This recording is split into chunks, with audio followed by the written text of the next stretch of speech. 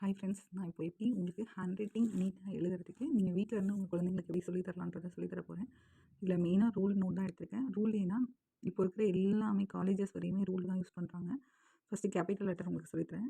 இந்த மாதிரி 2 line touch பண்ணி தான் எழுதணும். பி, சி, டி எல்லா லெட்டருமே கேப்ஸ் எழுதக்குள்ள இந்த 2 லைன் நீங்கள் இது 1 to 5th வரையும் இருக்கிற ஸ்டூடெண்ட்ஸ்க்கு கண்டிப்பாக யூஸ்ஃபுல்லாக இருக்கும்.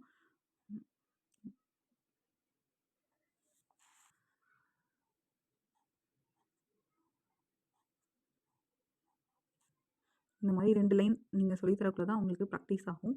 ஒவ்வொரு லெட்டருமே இந்த 2 லைன் நீங்கள் டச் பண்ணி தான் சொல்லித் தரணும்.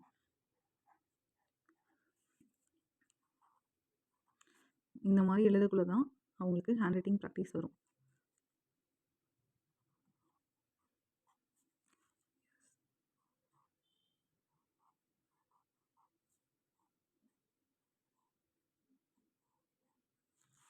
இது கேபிட்டல் லெட்டர் நம்ம நார்மலாக எழுதுறது. இதுவே பார்த்தீங்கன்னா எப்படி கர்சிவ் லெட்டர் எழுதணும் அதே மாதிரி தான். இங்கே பாருங்கள், ஒவ்வொரு லெட்டருமே கர்சிவில் இப்படி தான் ஸ்டார்ட் பண்ணணும்.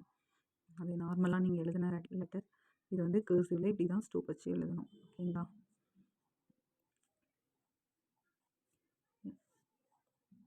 இந்த மாதிரி நீங்கள் லைன் டச் பண்ணக்குள்ள தான் அந்த குழந்தைங்களுக்கு ஹேண்ட் ரைட்டிங் பேசிக்காகவே நீட்டாக வரும். 1 to 5th இருக்கிற வரையும் குழந்தைங்களுக்கு இந்த ஹேண்ட் ரைட்டிங் ப்ராக்டிஸ் வந்து வெரி யூஸ்ஃபுல்லாக இருக்கும்.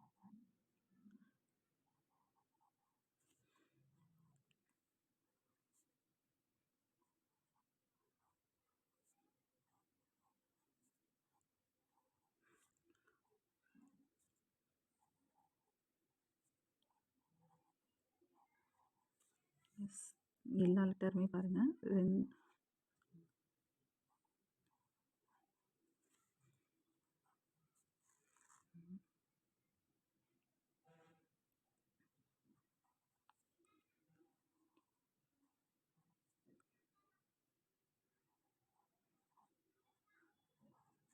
அடுத்தது பார்த்தீங்கன்னா இதுலேயே ஸ்மால் லெட்டர்.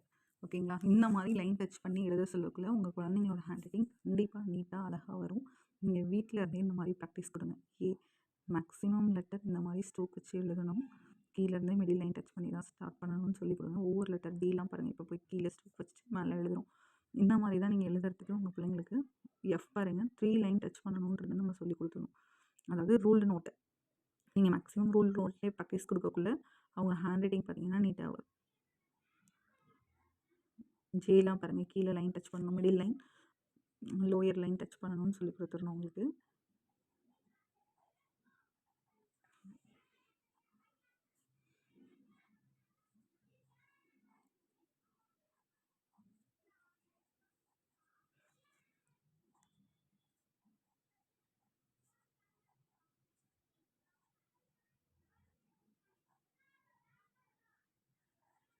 இப்போ இந்த மாதிரி எழுதக்குள்ள உங்கள் குழந்தைங்களுக்கு பார்த்தீங்கன்னா நீட்டாக ஹேண்ட் ரைட்டிங் வந்துடும்.